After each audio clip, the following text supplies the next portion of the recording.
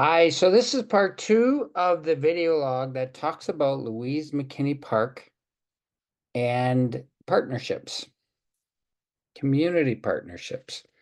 So when we say we have a partner, like what does that really mean? Like what's the nature of that group? So for example, if you're talking about the River Valley Alliance, River Valley Alliance is a group that formed in the mid 90s. It's a Part 9 company, which the city is one of 9 members of the River Valley Alliance. I think there's only 8 now, because the city annexed some Leduc land. So that there had to be a legal administrative structure set up for the River Valley Alliance. The River Valley Alliance has political representation. There are counselors from each municipality on it. There are administrators that have a separate support committee that when the politicians say go do something, we go do it, kind of thing. In the case of the River Valley Alliance, the River Valley Alliance, including the city, developed a River Valley plan of action for changes in the River Valley. That included, in this case, the funicular and Louise McKinney Park. They created that plan. That plan was created through consultants. Each municipality, the public from each municipality had a chance to come and look at the plan and voice their support or non-support for what was in the plan. Each of those plans then had to be taken to the municipal councils and approved, all of them around the same time. So each municipality then approved the plan. They then had to, so once the plan was approved, and in this case, the River Valley Alliance has also had approved 3 different bridges, major bridges in Terwillegar, Fort Edmonton, and Strathcona County. So there was they also, the River Valley Alliance plan also includes signage. If you look around, you see the little blue signs all over the place. It says, Laurier Park this way, and, Buena Vista Park that way, and this part of the Trans-Canada Trail Network, that kind of thing. Those signs are all over the River Valley. That was from RVA funding, and they extend into other municipalities, not just Edmonton. Other municipalities got capital funding as well through this program. That money didn't come easily. It took a lot of political will and persuasion to get the province and the feds to both agree to fund improvements, capital improvements, which resulted in, as I said earlier, a third. So those negotiations took extended periods of time. And then all of a sudden, when the money was approved, we had to go get to capital money approved at city council. And then at all, whatever, so for the bridges, for the funicular, for the promenade. And then they had to go enter into a review process in each case that had to do a site impact assessment and said, why do you need this? Why do you need whatever you're talking about? In this case, the promenade. Why do you need it here? Well, because we wanted a place where the public could get close up and personal in a very kind of iconic perspective view of the river valley. We wanted them close to the water, kind of thing. So we had to do a study that said, why here? We had to do detailed environmental impact assessments, geotechnical studies. Those were all funded through the project. And then that package of information that approved both that the environmental impact assessment and the site assessment study, then were taken to council for final approval. And then you had to go through an entire project construction process kind of thing between the RVA and the funders and whatnot. So it's a massive undertaking.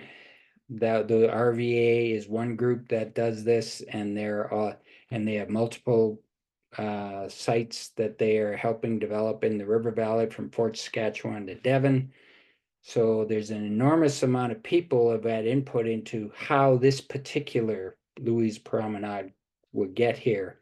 And it's been at council more than once kind of thing to approve it and whatnot. So, and people have had more than one opportunity to see the plan and what was going to happen. So that's an enormous amount of effort by our partners, with the federal and provincial money. The money doesn't come easy from the province and feds. So we had to really work hard. The RVA board and their executive director had to work really hard with those levels of government. So it's an enormous effort to do this kind of thing. And in addition to the trails and other things that they build in the River Valley, washrooms, trails, signs. On a different level, you have the Shumka group, which is the Ukrainian dance group. The Shumka stage, which is celebrating Ukrainian heritage. Those folks do fundraising. They got some capital money from the city, but they also had to do their own fundraising to generate their portion of the capital. The same thing for the Chinese garden. They had to do the same thing. Now you have to realize when they don't just magically find the money, they have to make applications, they have to apply for grants from philanthropic organizations, from other government levels, whatever, however they find it. On Table Line, just see them, hockey groups having fundraisers that are cookie dough sales and Mondaire sausage sales. There's all kinds of ways so there's a whole bunch of volunteers in the Shumka group and the Chinese community that have reached out to their network of people in the community to help fund the vision, to design and help fund the vision for what was ultimately built and developed. Now, that takes a lot of time, a lot of commitment from all these groups.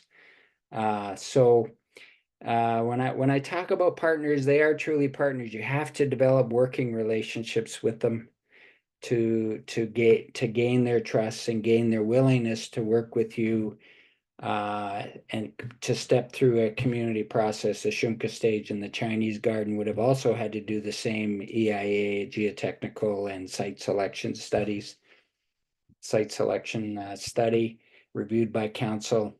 So there's a huge number of people that are involved in these projects as they come forward, which you don't see. You really haven't seen any of those behind the scenes grant applications and fundraisers and council meetings and administrator meetings, and so you don't see any of that. But what you see on the ground is the fruition of their work that was approved by the people through the River Valley Plan of Action, or through the capital budget process in the case of the Shumkas and the Chinese gardens. So when we start to change parkland, parkies always look to the partners for guidance. These are people that are in the Shumkas and the Chinese communities they're just volunteers. They're just doing their thing, living their best life, fundraising for us, helping us program it. Same thing with the Ukrainian groups that use the Shumka stage and allow it to be used by other groups, kind of thing. So when we start thinking about changing parkland, we have to think about, well, okay, who helped us get here? So sometimes I think planning, we always are so future focused. What are we going to do in the future? And we treat the past as a concluded event. It's happened, there's something here, we have to change it to something. Underneath that, though, there should be a recognition of all the folks that were engaged in the planning of this site in particular, if you want to make changes to it, because they were part of the architects. They were part of the architecture that built the human architecture that built this entire site. And this is an example that replicates itself across the city in multiple neighborhoods. So I'll leave you with that. I call these, before I leave you, I'll just say, there's something going on behind the scenes, and I call it a park institution. A park institution is a group of people who work together towards a common goal, and it's state actors, elected officials, non-state actors, volunteers. It's all these people coming together focused on a particular outcome. So when you're thinking of changing a park, you have to think about that broader institution that came together to help create this park. And when you do that, you're paying homage to the efforts that got us here today, kind of thing, got us to whatever starting place a land use change process might start at or might be initiated. I'll leave you with that, and have a good day, and I hope you keep listening to my vlogs. Thank you.